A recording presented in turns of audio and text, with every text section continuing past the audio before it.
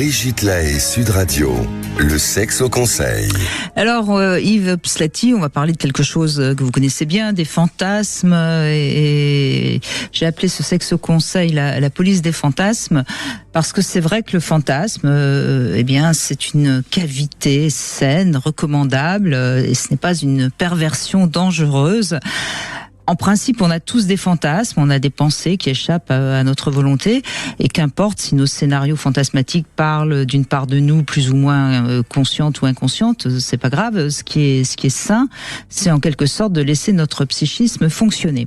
Alors les personnes qui ont l'impression de ne pas avoir de fantasmes, c'est en fait parce qu'elles sont très censurées. Il y a comme s'il y avait un blocage entre une part d'elles-mêmes et puis leur moi.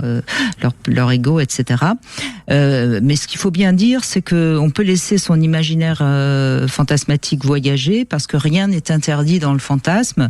C'est seul le passage à l'acte qui est interdit lorsqu'il y a un fantasme qui mettrait en danger soi-même ou quelqu'un d'autre. Vous êtes d'accord là-dessus ?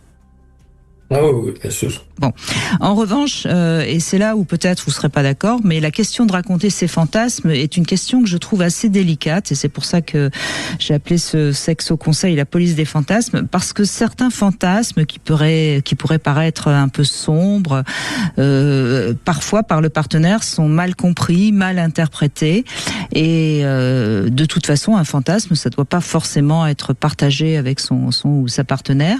Alors bien sûr, on peut en parler, on peut évoquer ses fantasmes, on peut même faire une mise en scène à deux, mais il faut toujours être un petit peu prudent lorsqu'on a un fantasme.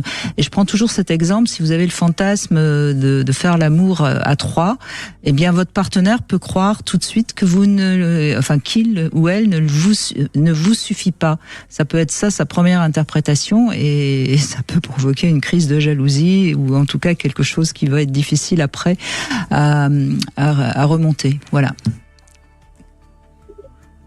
Vous voulez mon avis ? Oui, bien sûr, je veux votre avis. On veut votre avis. Tout le monde veut votre avis. Ok. Donc, fantasme, quand on parle de fantasme, grosso modo, il faut séparer en deux la population. Les sexophiles et les sexophobes. Les sexophobes ne se racontent pas leurs fantasmes.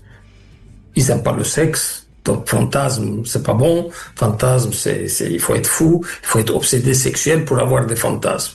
Or, le fantasme, c'est le piment de la sexualité. C'est vraiment une des trois activités sexuelles que nous avons avec la masturbation et la relation sexuelle. Donc, couple sexophobe, ils se racontent pas. Couple sexophile, ils se racontent. Ils se racontent pourquoi ? Pour s'échauffer pendant l'acte sexuel. Donc, ils vont mettre un petit scénario, raconter un petit scénario. Mais avant de mettre une troisième personne, évidemment, dans le fantasme, ils vont tâter le chemin pour voir qu'est-ce que tu penses, toi, s'il y avait dans notre fantasme une troisième personne. Donc, ils vont aller tâter le chemin. N'empêche qu'il y a des fantasmes qu'on ne peut pas raconter, parce que ça peut se retourner un jour contre nous. Donc ça s'appelle le jardin secret. Même les couples les plus heureux, même les couples les plus sexophiles, les plus épanouis sexuellement, ont un jardin secret qu'il faut respecter. Ah, voilà. Par exemple, moi, j'aime bien enlever les secrets, les tabous, tout ça, mais je mets toujours un seul tabou je vais mettre dans les couples. Si on est en train de faire l'amour, je ferme mes yeux, ne me demande pas, tu n'as pas le droit de me demander à quoi je pense. Ça, c'est le seul tabou.